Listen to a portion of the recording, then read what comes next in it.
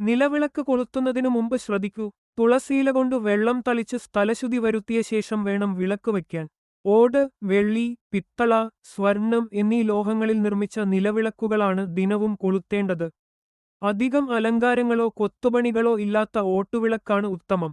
നിലവിളക്കിന്റെ ചൈതന്യസ്രോതസ്സിന്റെ ഭാരം ഭൂമിദേവിക്കു നേരിട്ടു താങ്ങാനാവാത്തതിനാൽ വെറും നിലത്തു വിളക്ക് വയ്ക്കരുതെന്നു പറയുന്നു. പീഠത്തിനു മുകളിലോ തളികയിലോ വച്ചു വേണം ദീപം തെളിക്കാൻ. നിലവിളക്കിനു മുന്നിലായി ഓട്ടുകിണ്ടിയിൽ ശുദ്ധജലം, പുഷ്പങ്ങൾ, ചന്ദനത്തിരി എന്നിവ വയ്ക്കുന്നതും ശ്രേഷ്ഠം. നിലവിളക്കിനുണ്ടാകുന്ന അശുദ്ധി കുടുംബത്തിന്റെ മുഴുവൻ ഐശ്വര്യത്തെ ബാധിക്കുമെന്നാണ് വിശ്വാസം.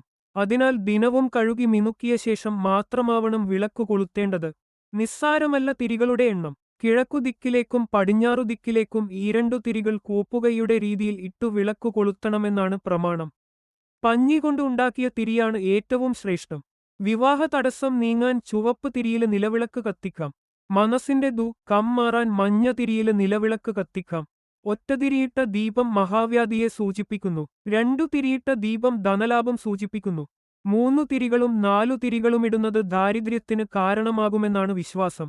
5 തിരിയിട്ട ദീപം ദുരിതങ്ങളൊഴിഞ്ഞ് ഐശ്വര്യത്തെ സൂചിപ്പിക്കുന്നു. വിളക്കിലെ എണ്ണ മുഴുവന് വറ്റി കരിന്തിരി കത്തുന്നതും അശുഭമാണ്. പാചകം ചെയ്ത എണ്ണയോ വെള്ളം കലർന്ന എണ്ണയോ നിലവിളക്കിൽ ഒരു കാരണവശാലും ഉപയോഗിക്കരുത്. മൃഗക്കൊഴുപ്പിൽ നിന്നെടുത്ത എണ്ണ ഉപയോഗിക്കുന്നതും ദോഷകരമാണ്. എള്ളെണ്ണയാണ് ഏറ്റവും ഉത്തമം. വിളക്ക് തെളിക്കുന്നത് ഏതു ദിക്കിന് അഭിമുഖമായി നിന്ന് വേണമെന്ന് പറയാം. രാവിലെ കിഴക്ക് ദിക്കിന് അഭിമുഖമായി നിന്ന് വേണം തിരിതെളിക്കാൻ.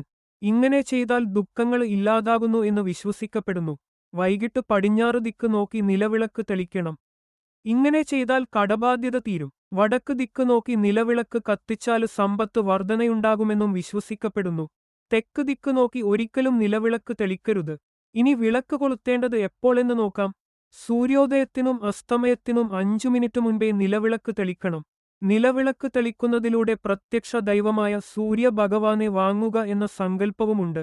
അതിനാൽ 2 സമയങ്ങളിലും തിരി കൊളുത്തുന്നതിലും ശ്രദ്ധിക്കണം.